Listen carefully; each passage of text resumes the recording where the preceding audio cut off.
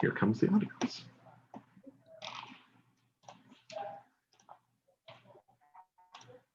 Good evening and welcome to another Northshire Live virtual event.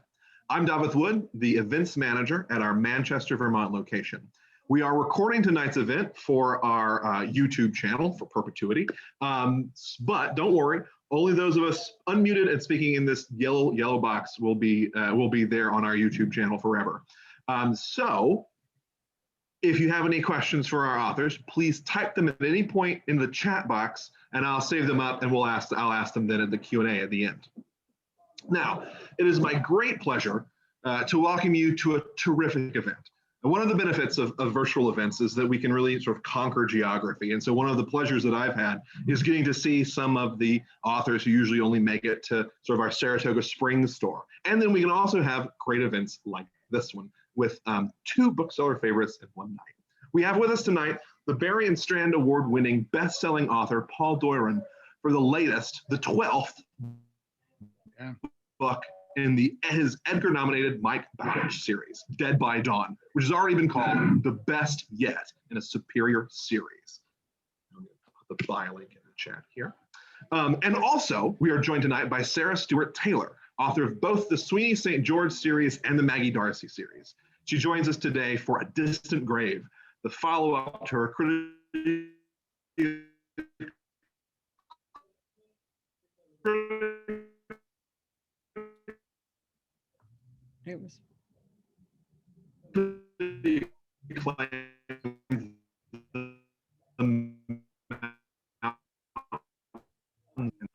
her new mystery. I didn't hear any of that. Sorry, Daffin, I think your connection may be a little unstable.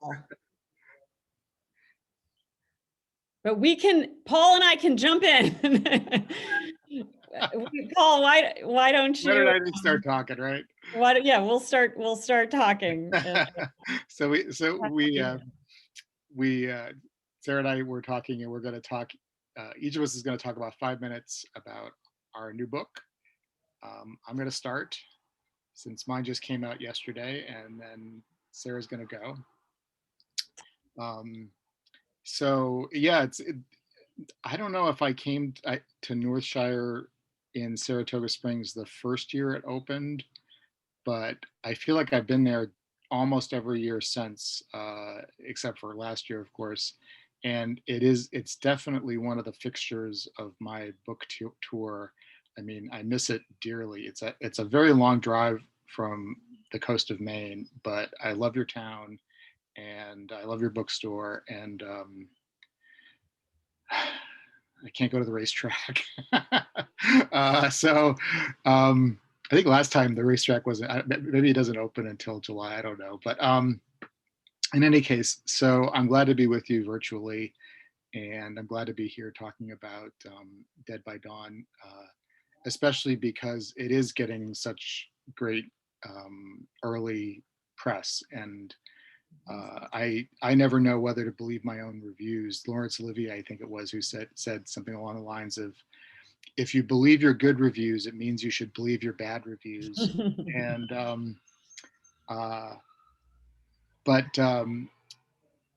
it really does blow my mind to think that I have now written 12 books about Maine game warden Mike Bowditch. For those of you who don't know, Mike is a game warden in the state of Maine. These are crime novels, they're a mystery series.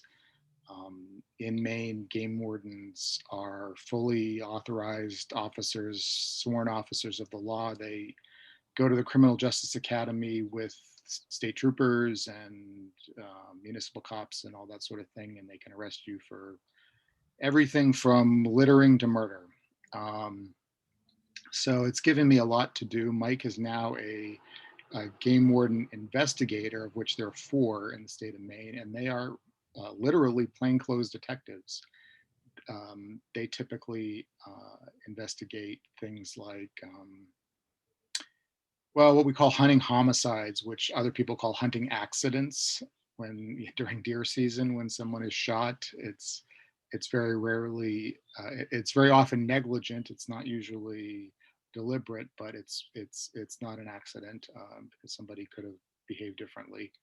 Um, they investigate boat crashes and certain drownings and all kinds of different things. In the new book, Dead by Dawn, though, it's Mike is not, so it's sort of kind of a day off for him that turns into a, well, it's set on the winter solstice, so the shortest day of the year, and it becomes the longest night of his life, because the first chapter starts with it's early evening. Mike is leaving a mobile home development on the top of a very remote hill. It was kind of a spooky place. And he had just gone up the hill a few hours earlier. He's now going down in the darkness. The road is steep. It runs along the Androscoggin River, and there are spikes in the road, and he hits them, and he goes off into the river through the ice, and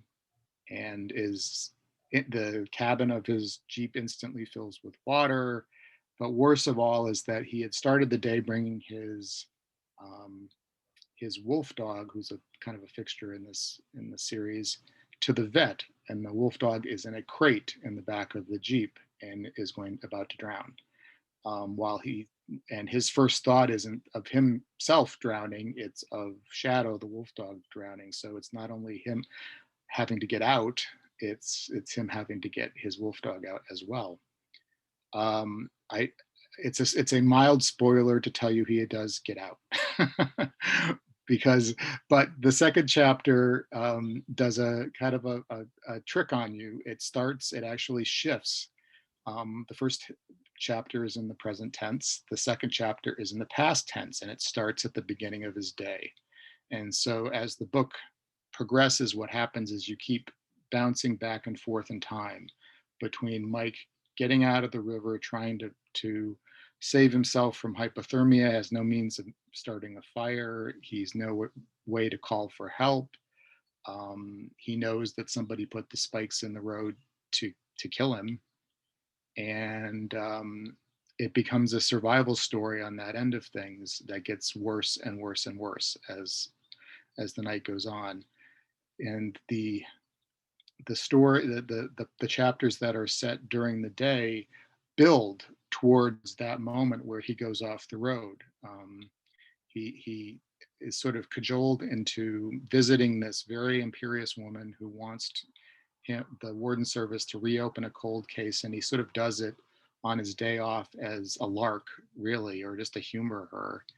And it turns out that actually there was what was deemed an accidental drowning was not an accidental drowning, and there are people who want to cover up the murder they committed. And it's sort of, Mike goes through his day, and he meets nastier and nastier and nastier and nastier people, and as he's trying to stay alive in the present tense chapters, he's also trying to figure out who the hell am I who's trying to kill me, because it's not necessarily obvious. It's dark. He has no light. There are gunshots coming at him from different directions with somebody with a night scope. It's an unusual book for me, and I hope you enjoy it. So that's probably more than my 5 minutes, but I'll leave it there. Thanks so much, Paul. I had very nice things to say about Sarah, and let me say them now. Sorry about the internet problem. So in addition to Paul, we've got Sarah Stewart Taylor, the author of both the Sweeney St. George series and the Maggie Darcy series. She joins us today for A Distant Grave, the follow-up to her critically acclaimed The Mountains Wild. Early reviewers have already called it entrancing, expertly crafted, and that it surges to a full tilt finish. All right. Thanks, Sarah. Sorry.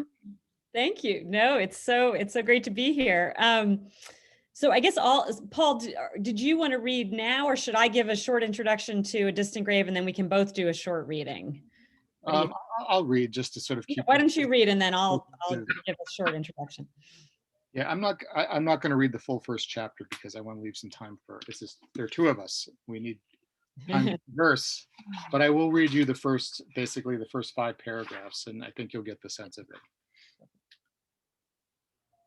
The hill is steep here, and there's no guardrail above the river. I think I am being careful, keeping a light touch on the wheel, feathering the brakes, but then I come around the curve and see the spiked objects scattered across the asphalt in my headlights. They look like barbaric versions of children's jacks, or medieval caltrops laid on battlefields to maim horses, except that these hunks of metal have been welded from box nails and placed here for the malign purpose of blowing out automobile tires. The front wheels of the Jeep run over the first of them before I can react, and the sound is like 2 muskets being fired in tandem. The wolf dog in his enormous crate in the rear lets loose a strangled yelp. And now the back tires are bursting too, and the steering wheel tugs one way, then the other. And when I pump the brake pedal, nothing happens because I'm going too fast. I am over the edge before I can exhale. I feel the drop in my stomach. The high beams touch the frozen river a microsecond before the vehicle itself does, crashing into and through the ice with such violence that the engine block lurches under the hood. The airbag bursts like an outsized puffball in my face. My lungs let go of their oxygen, and icy water rushes up around my legs to pierce my groin. The cold delivers a body blow, the assault fiercest upon my heart. My breathing becomes rapid fire, insufficient to my lungs' needs. Because fear moves faster than thought, I experience the panicked recognition of what has happened, or what is happening, as scalding heat along my scalp. The neurons flash inside my brain, and I am fully awake to my predicament. My first thought is of Shadow trapped inside his kennel. The danger to me registers as a secondary concern, except as a scolding voice inside my head. Bowditch, you idiot. There you go. Great. It's such a great book, and it's such a great beginning. I'm excited to talk about it. Well, I'm so happy to be here, and thank you so much to Northshire for hosting. I actually have never been to the Saratoga store, but as a Vermonter, of course, the Northshire in Manchester is, one of those places I have to go at least once a year, and it's just such a terrific store, and we're so grateful to all they do for authors. And this past year has been tough for authors and booksellers and all of us, really. And independent bookstores have just, I think, gone above and beyond to keep us all reading and writing too. So thank you. So I'm really excited to talk to you a little bit about A Distant Grave, the new Maggie D'Arcy book, which came out just about a week ago, last Tuesday. In her first outing, The Mountains Wild, Maggie, who is a homicide detective on Long Island, returns to Ireland about 23 years after she first traveled to Ireland to look for her missing beloved cousin. And the book was a very personal book for me. I lived in Ireland in my mid-20s, and I lived there when there was the first in a really tragic series of disappearances of women in Ireland that have never been solved. And the book really sort of asked the question, what happens to the family members of people who have disappeared? How do the effects of an unsolved disappearance sort of ripple in their lives many, many years later?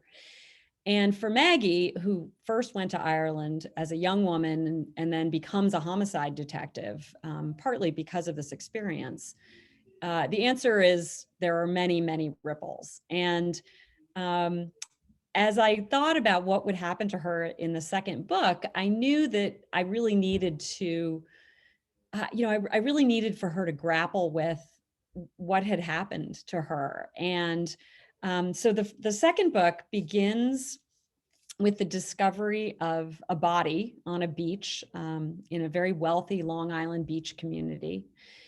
And there's no identification on the body, and they have absolutely no idea who this man is.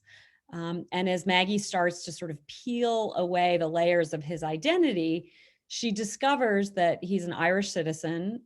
He's a humanitarian aid worker who has been all around the world. And in fact, she discovers that he was kidnapped and imprisoned in Afghanistan at one point. And she sort of starts to try to figure out what he was doing on Long Island and what his job, his life, his contacts may have had to do with his death. So she goes to Ireland, and she's also investigating on Long Island. It's sort of a cross-Atlantic mystery. And I thought I would read to you from the prologue right at the beginning of the book, and give you a little bit of a window into the victim, whose life she's investigating.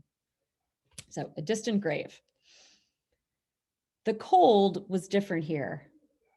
It got inside you, the raw knife edge of it slipping beneath your clothes, at your collar and your cuffs, taking your breath and setting your nerves to alarm. The skin on his face and neck stung. His hands and feet were going about the business of going numb, but until they did, they were going to do their best to warn him. He turned his face away from the wind coming off the water, rubbed his upper arms, and hopped in place to try to generate a little body heat. If she didn't appear soon, he'd have to go back and wait in the car. Otherwise, he was going to get frostbite. For the third time, he pulled up the sleeve of his blazer and checked his watch. He'd been waiting 30 minutes now. He'd give it another 10. Then he'd have to assume she was standing him up. Cursing, he jogged from one end of the narrow little strip of sand and rocks to the other, then stopped to watch the streetlights from the marina play on the surface of the water. Behind him, the masts and hulls of sailboats wrapped in white plastic for the winter rose like mountains. Ahead of him, the expanse of the Great South Bay lapped the rocks. Beyond it were the barrier beaches. Yesterday, he'd driven over the 2 long bridges to the west to stand on the sand at the edge of the Atlantic and listen to the roar and rush of the waves coming in. He'd felt a moment of awe, as he always did standing at the edge of the sea. He had grown up deep inside his own country, near lakes and rivers and water that played at the shore rather than raged at it. The sea represented freedom to him, joyous movement, a bridge between places, something that couldn't be contained. The countries where he'd worked, so many of them already in his life, were mostly dry and barren places, deserts, plains, or humid jungles far from the ocean. When he got home, he always went for a walk by the sea first thing to remind himself that he was free. Where was she? He hopped around some more. Suddenly, it seemed obvious she wasn't coming. The disappointment felt like a blow.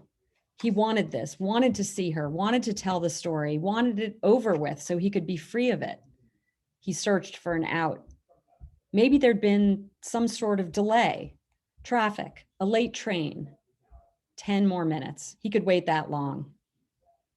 Jesus, the cold. It reminded him of the cold in the Blue House, the way it came through the concrete and seeped through your skin and into your bones, the way you could never get on top of it. He'd always thought of warmth as an intangible, a state of being, but he'd learned the truth, that it was something that could be taken away, then given back, something that could be handed to you, like a blanket or a story. He hadn't understood before the Blue House that a story could be a gift too. When you told someone your story, you were sharing a piece of yourself. That was why there was also a cost to telling your story. Once it had been heard, it couldn't be unheard. You took on the burden of the story when you heard it. He knew what he was asking of her, to listen, to have to take it in and reckon with what it meant. He turned back toward the parking lot, the water at his back, and felt the shimmer of awareness he'd become used to over the years, the animal sense that someone was there and meant him harm. No face appeared, but he was sent back to the blue house, to the cold and the darkness and the voices coming through it, those gifts of the inner thoughts and histories of other human beings. He had told his story. They'd all told their stories, made offerings of them. He'd wanted to tell this story, but when he heard the voice saying his name, he knew he never would. Of course, death would look like this. It made perfect sense, as logical as the conclusion of a well-told tale. Of course, this was it. The end.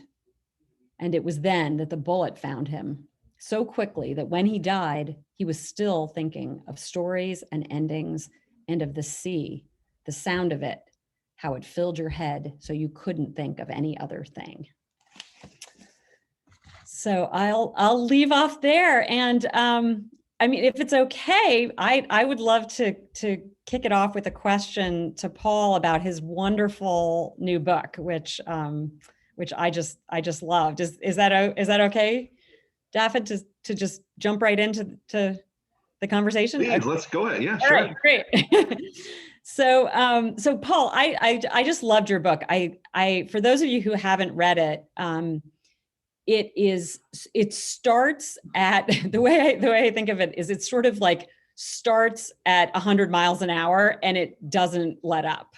I mean, it really, you heard the opening of it, and it really is, it just like harnesses the power of the thriller, I think, so beautifully. And it's tense. The whole time you're kind of on the seat of your chair, like wondering if Mike is going to be okay.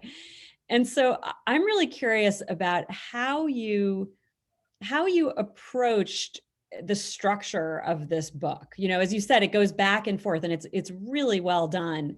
So I think sometimes when books go back and forth, it can get confusing, or you're not sure where you are. But I think you really nailed it, and it just the suspense just keeps going up and up as we learn more about Mike's day, and then of course as we wait to see if he's going to survive the night. So I'd love to hear a little bit about how you approached creating that structure.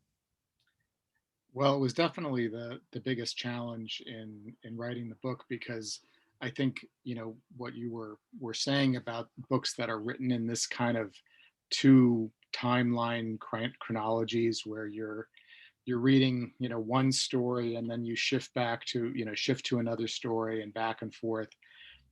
Almost inevitably, in my experience, what happens is that one of the stories is far more compelling, and you end up flipping pages wanting to get back to the guy in the river. Yeah. And so that was the challenge, is to sort of make the detective part of it as compelling as the survival part. So it's that was something that, honestly, and because the timelines essentially converge, it starts, one timeline starts at 5 p.m. because it's the shortest day of the year, but it's already dark in Maine, and goes late into the night. The other one starts before dawn and ends essentially, or intersects, at the moment he goes up off the river. So goes off into the river. So it was a real technical challenge, especially since I didn't write one first. I kept alternating myself Yeah. as I was writing, and because I felt like it was the only way to sustain that tension and sort of feel like this is one story rather than two stories. And I this is something I talk about a lot, which is, I don't know how you feel about it, but when I'm writing a book, there's this long period where I'm working on it where I just do not know if it's going to work. Yeah. And sometimes, I'm 30 pages into it and I'm like, oh, this is going to work. I got it. I get it. I figured this out. Yeah. There's a real book here, no problem. And with this book, I was like 30 pages from the end before I thought to myself, oh my God, because, I'd spent 8 months, 9 months or something on it. And if it didn't work, I didn't really have a plan B.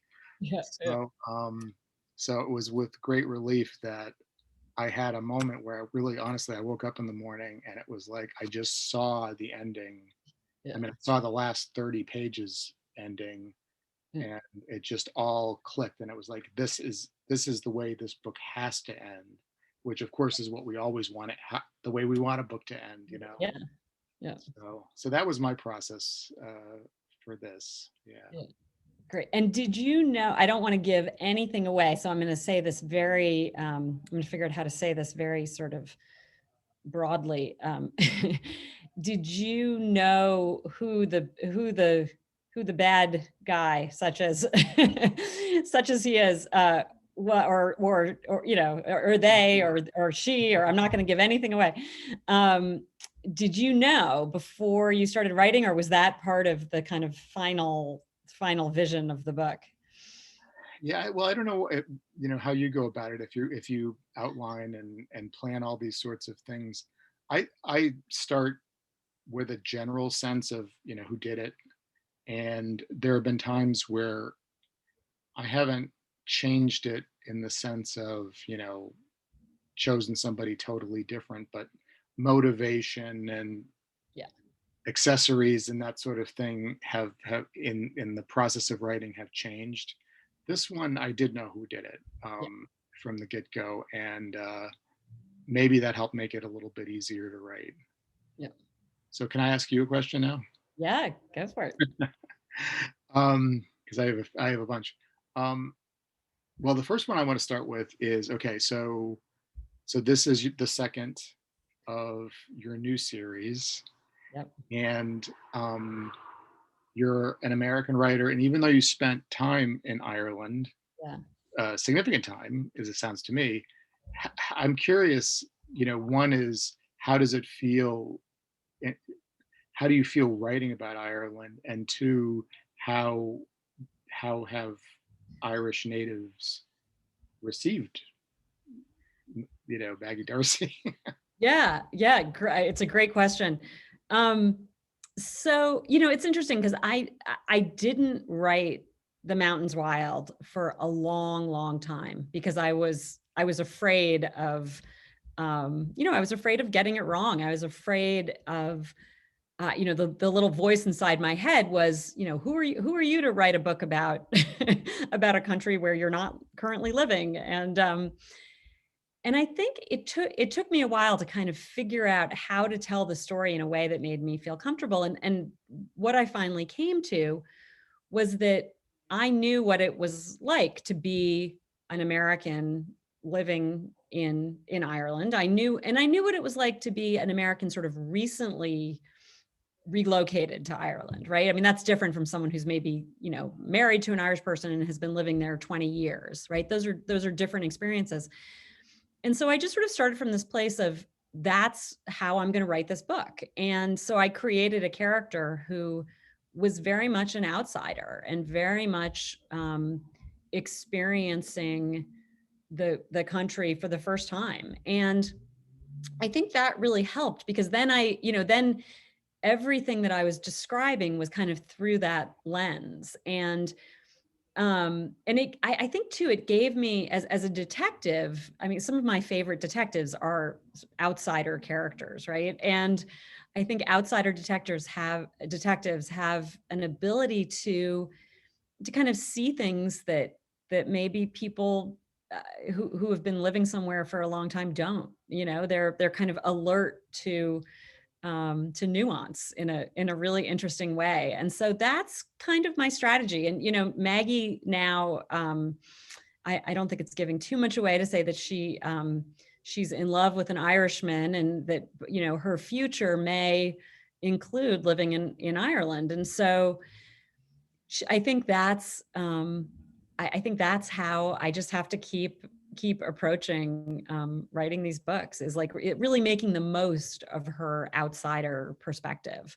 And Irish friends and Irish readers have been so far have been very positive, and I think they found it really interesting, actually, to kind of see that the differences in law enforcement between the two countries, and kind of the way in which I give them an outsider view of certain things about their country.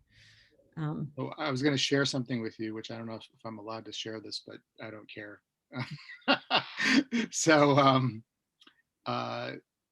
the actress Caitlin Fitzgerald, who's been on a few things, she was on the Masters and Johnson show. What was that called? Oh yes, right. I forget what it was called, but I know what you're talking about.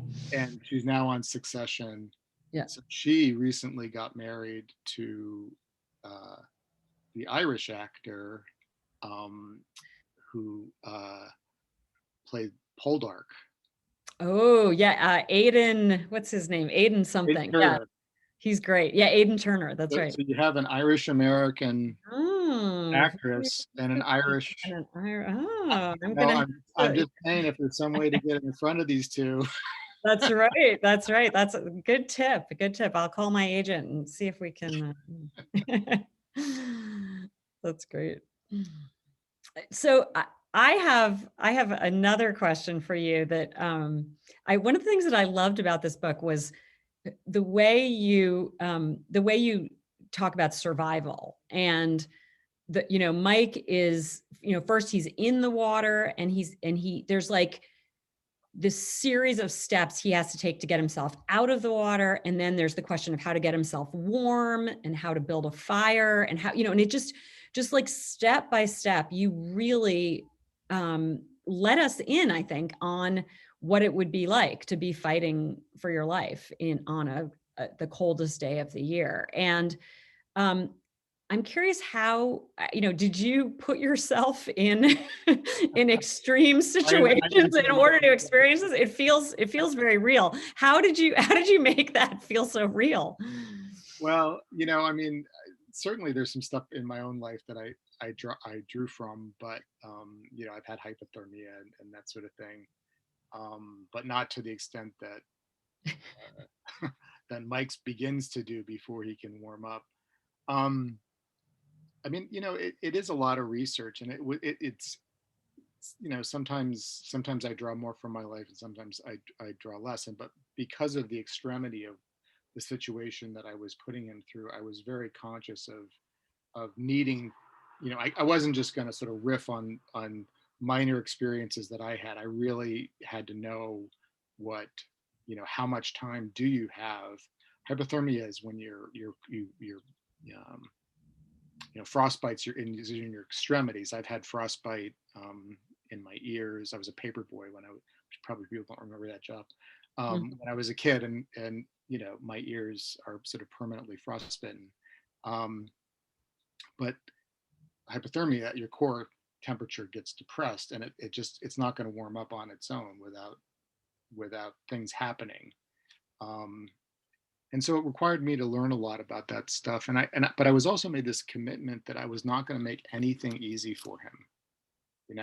It wasn't going to be like he gets out of the river and there's a lighter in his pocket, or he finds this ice fishing shack along the river, which is sort of floated down from God knows where, and there's matches in it. It was like, no matter the situation, I was trying to make it twice as hard for him to do it. And I kept saying to myself, why am I doing this? But I just felt like it was the only way for that story to have any integrity.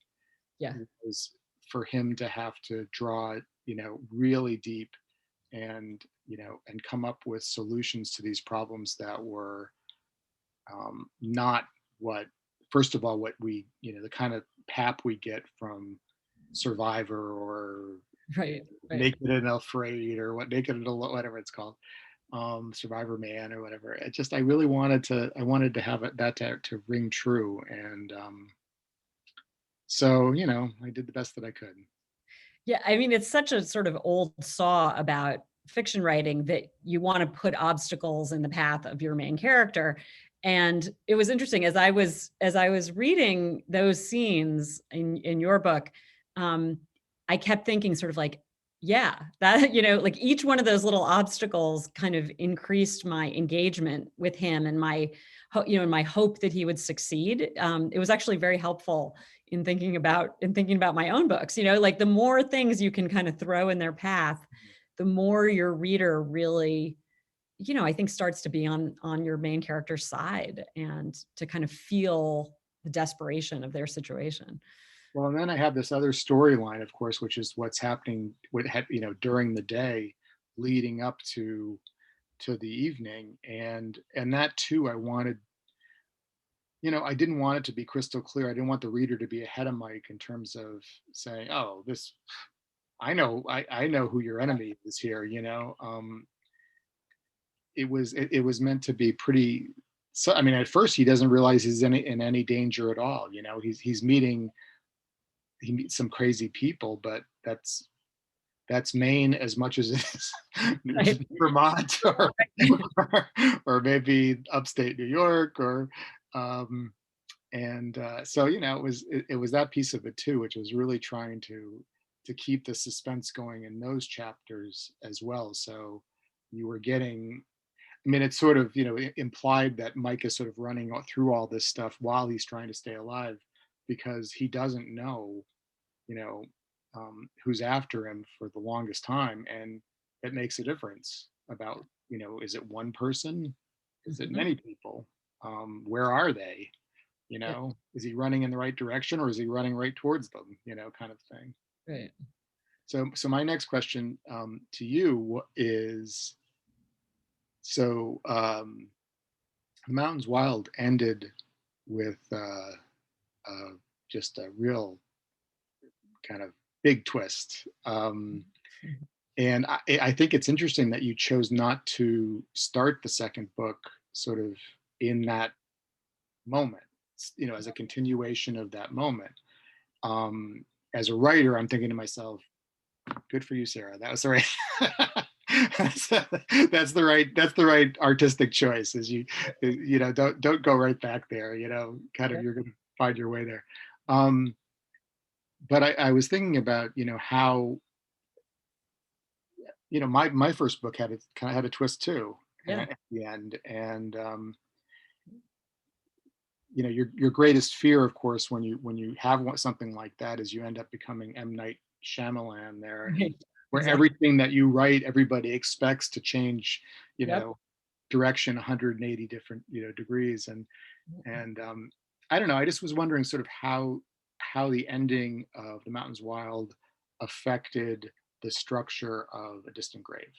Yeah. So that's I'm glad you sort of said it that way because I hadn't thought of it quite that way, but there's actually kind of an interesting story behind A Distant Grave, because I had started writing another book as the second book in the series. And I'm not going to go into too much detail about it because in fact, that book will be the third book in the series. But I had started writing a book where I'll just say that Maggie is spending a lot of time in Ireland in this other book. And as I was working on it, I had this sort of, I just had this revelation one day that she wouldn't do this. Like she wouldn't give up her job so easily, and it was like this character, it was sort of this insight into her character that was just so incredibly important for me to have, because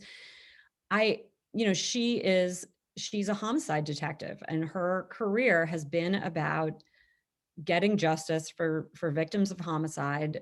Her career has been about tracking down the murderers and tracking down details of cases, and she is dogged and she is courageous, and she wouldn't just up and go to Ireland. And that was kind of the revelation that I had. And so it was actually really wonderful because it led me to this vision for A Distant Grave, which it really kind of popped into my head, almost completely formed, and the question that led to the book was, what would make her leave? Like, what would have to happen for Maggie to even think about this?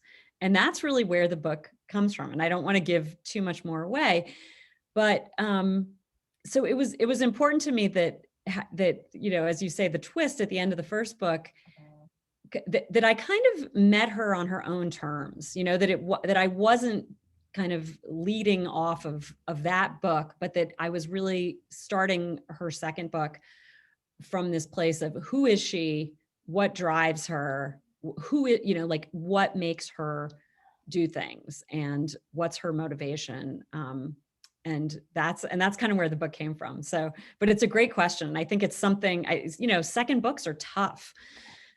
They're really tough because often, first books are, in some cases, you knew it was going to be a series. In some cases, you didn't know it was going to be a series. And I'm really glad that it was scary to kind of put aside this book I'd written a lot of and to say, no, it needs to be something else. And I'm really glad that I did it. What have you ever in the 12 Mike books, have you ever had an experience where you had to sort of change tack, or you? No, because I don't have enough time. my contract is like, by the time I finish one book, like the editing of one book, I'm 8 months away from having to deliver the next one. It's like I can't afford to make a mistake, But I love what you're saying though about starting with character and realizing that the story needs to kind of come out of that struggle, this is with my book. It was the last book, One Last Lie, sort of left Mike.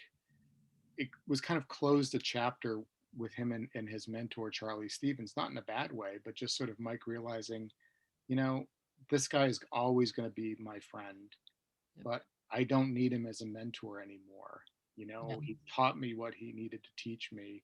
And so I really wanted to have in this book, this is what started this book was, all right, I want Mike to be entirely on his own with only everything he's learned in the previous books to sort of sustain him through this horrific experience.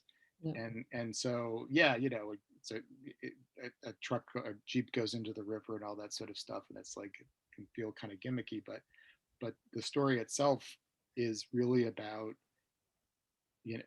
who he's become, the kind of man he's become.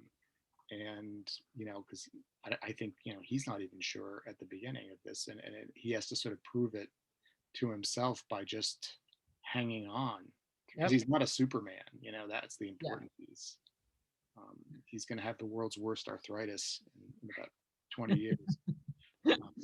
I also love what you did with Shadow in this book, and how Shadow in a way is like, is like a part of Mike, and Shadow's journey kind of parallels Mike's journey a little bit. And there's something really, really, I just, aside from us caring about Shadow and wanting to make sure he survives, I really liked sort of how you did that. Thank you.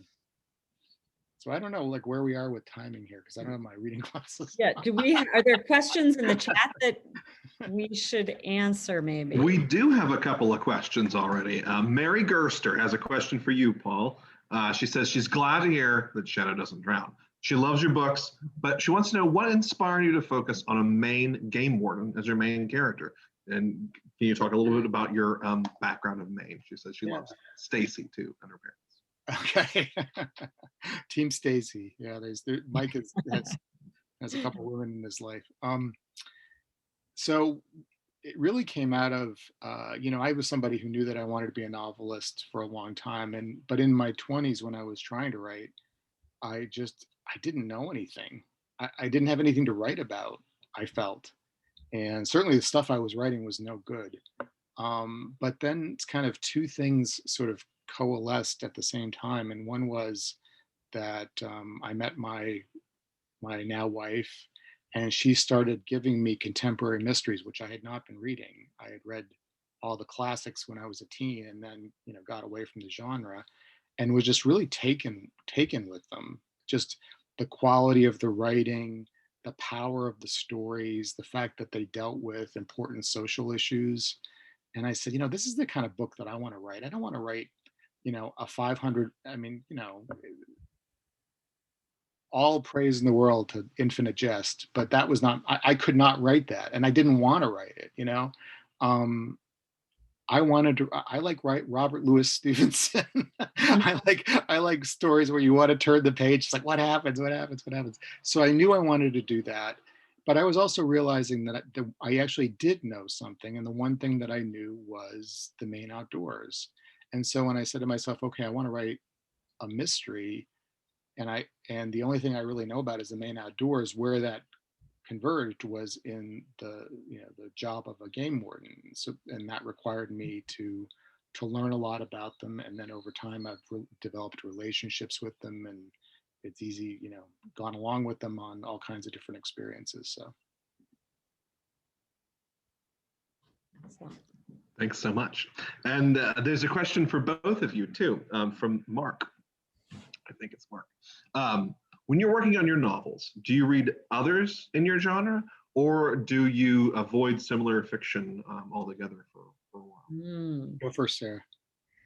It's a good question. So I find that, I read a ton of crime fiction, but I have to be really careful about when I read it. So when I'm in the sort of, rough draft, just trying to get the story down on the page, I really need to be careful about reading too much, because it sort of, I think your subconscious mind kind of absorbs a lot of what you're reading, and there's a danger of adopting kind of the voice and the tone of whoever you're reading, and then also plot elements. I sometimes worry that if I read a book where somebody solves a plot issue by having an explosion, I'll almost sort of forget that I read that, and as I'm writing, I'll think, oh, maybe I should have an explosion. So I need to be careful, but I do. Once I've kind of gotten through that first draft and I know the story I'm telling, then I kind of will often devour a ton of books I've been wanting to read before I jump into my revision. And I find reading other writers and kind of seeing the way they solved problems and seeing the way they handled something can actually be really inspiring and really helpful. And there's this thing too, when you're sort of in the crime fiction world, that there's so many, you hear about all these great books, and I'm constantly frustrated that I don't have more hours in the day to read all of the books by all these people I'm getting to know and who I interact with online. And so, there's so many terrific books out there. Let's see. One of my favorite discoveries of the last couple of years is Attica Locke. I don't know. Have you ever read her, Paul? She's just terrific. I just can't recommend her. She's amazing. Black Texas Ranger. She has a series that, among other things. Yeah, in East Texas, and it has like just a great sense of place. I just read a book that everybody's talking about because his second one's about to come out. The first book is Blacktop Wasteland by S.A. Cosby. And then his second one is coming out soon. I think it's Razor Blade Tears. And there's so much buzz about it, but the first one is terrific. And I'd really recommend that. I cannot read fiction while I'm writing.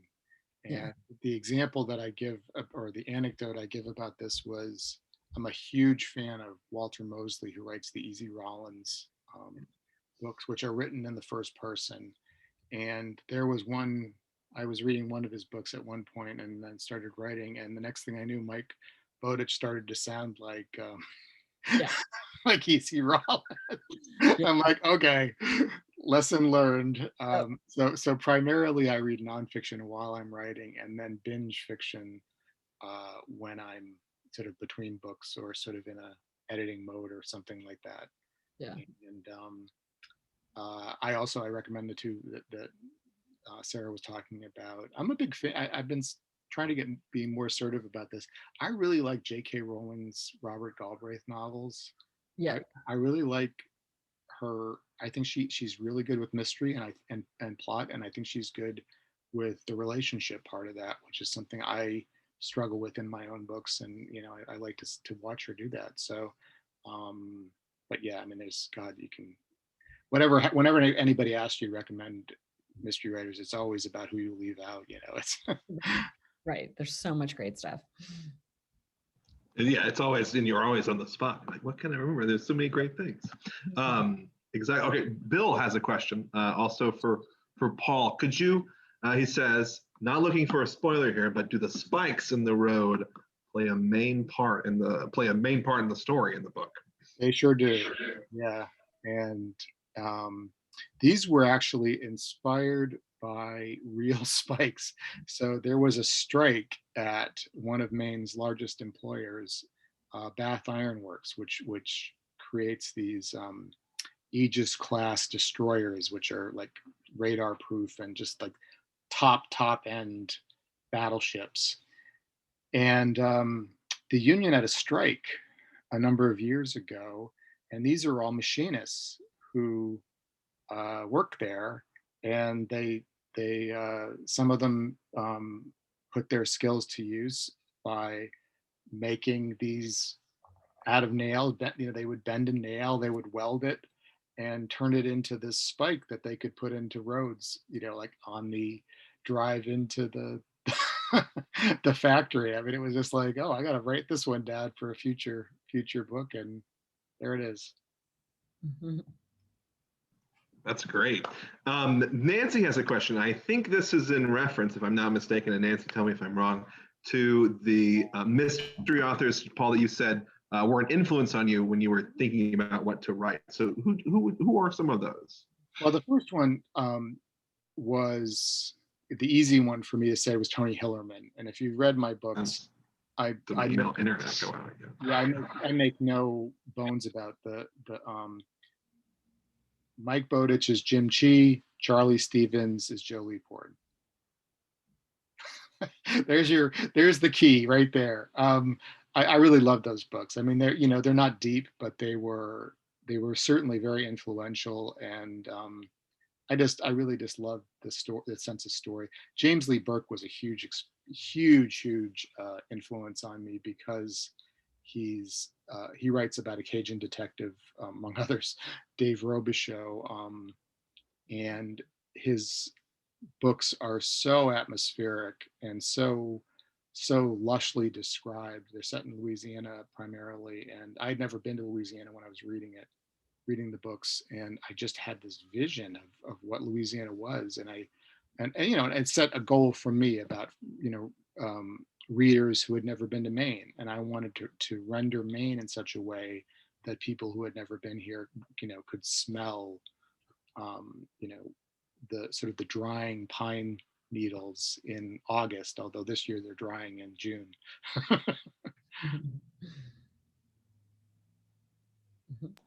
Thanks, Paul. There's another question here from Hat Q. She says, speaking as from the perspective of a painter, he's got a couple of superficial questions, and he apologizes to Sarah. He's very excited about reading your books, but hasn't yet. So I've read all your books through, Paul, through The Last Lie, and have a question from that one. Has the Scout been restored? And as an aside, you retire. Do you still qualify as a lumber? What's that? I didn't get the last part of that question. Do you still qualify as a lumber punk? A lumber punk, yes. That was when I was in college, that was my look. I went to Yale, and I remember showing up the first day with bean boots. This was back in the 80s, and I just wore bean boots because I lived in Maine. And this was long before they were fashionable. And, you know, bead boots and flannel and all this sort of stuff. So yeah, I think so. The Scout has been restored. It is not the vehicle that goes into the river. The Scout will. I can confidently say the Scout will endure for a few more books until he decides he wants a power wagon or something like that. You know, thank goodness he has the Scout, because that Jeep is not. No, Jeep's gone.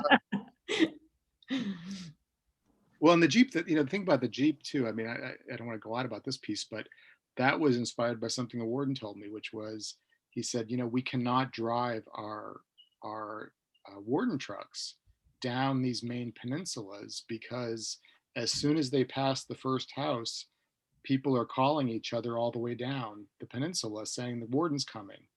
And so the warden service has leased vehicles just from car dealers to sort of sneak in without being noticed. And I said, oh, I can do something with that, too. It's not a patrol truck. Yep. That's great. We're almost out of time, I think. So if you have any more questions, please type them in. The last one we have right now is from Daryl. And he says, I think it's for both of you, is it harder or easier, or even more interesting, to write mysteries set during the 1990s or today? And he's thinking about some of the newer technologies like cell phones and things like that. And one of the things that's come up a lot in our events is, how are writers going to incorporate the pandemic into their fiction? Sarah, why don't you, I don't know if you want to go first. Or... Yeah, I mean, so The Mountains Wild goes back and forth between 1993 and 2016. So this was very much, I was very aware of that difference as I was writing it. And in many ways, there are so many crimes that wouldn't be possible now that were possible in 1993. But the character in The Mountains Wild who disappears in 1993, if it was now, they'd be able to triangulate the location of her cell phone, and they'd know she probably would have posted a picture on Facebook the day before, and they would have known exactly where she was. And so it's a very, very different thing to investigate crimes now, and what it was like investigating them in 1993. And in many ways, I think it was more fun to write about 1993 because I got to have my detectives use kind of old-fashioned detecting methods. They had to talk to people. They had to, drive around looking for physical evidence. And as the second book is set in 2017, and I don't know if you feel this, Paul, like I keep feeling like, why does so many things come through the phone? Like like the phone's constantly ringing or buzzing, or there's a piece of information that's coming through the phone. And I definitely, I wish that wasn't the case, but it is, because that's how we live and that's how we detect. And I don't begrudge any author who wants to get away from that stuff, by setting their books in the past. The funny thing is that I think people think, in my series, that when Mike has no cell phone coverage, it's just some plot device rather than an accurate description of what it's like to live in Maine. But I made a decision early on that I was going to sort of use the technology, and it is a challenge. It's changing so fast. As Sarah was saying, recently there was a guy who was lost and in not too far from here, and he was found using a drone. Mm-hmm. The Warden Service did not have drones not too long ago, and this drone was equipped with, oh God, I can't remember what it stands for, but FLIR, which is an infrared sensing technology, which can pick out the warmth of a human body. So you fly over an area and there's a human-shaped, heat signature. And so instead of, kind of running from that, I've just decided, okay, it's my challenge with every book is to kind of keep up to date about what's the newest tool that they have, and to try to, render it with some accuracy, turning to the people I know in law enforcement. So yeah, I don't know, would I have done that years ago? Doesn't matter. I made the choice. Yeah, it is kind of great too when you can take that technology away from your characters, and it's a fun, well, that's true too. Challenge, and Wow, well, thank you both so much. This has been such an interesting and enjoyable evening. I really appreciate it. Dead by Dawn, I remembered these. I had props tonight. Dead by Dawn and A Distant Grave. Let me put the buy link in the chat once again. And you guys must have the signed book plates, right?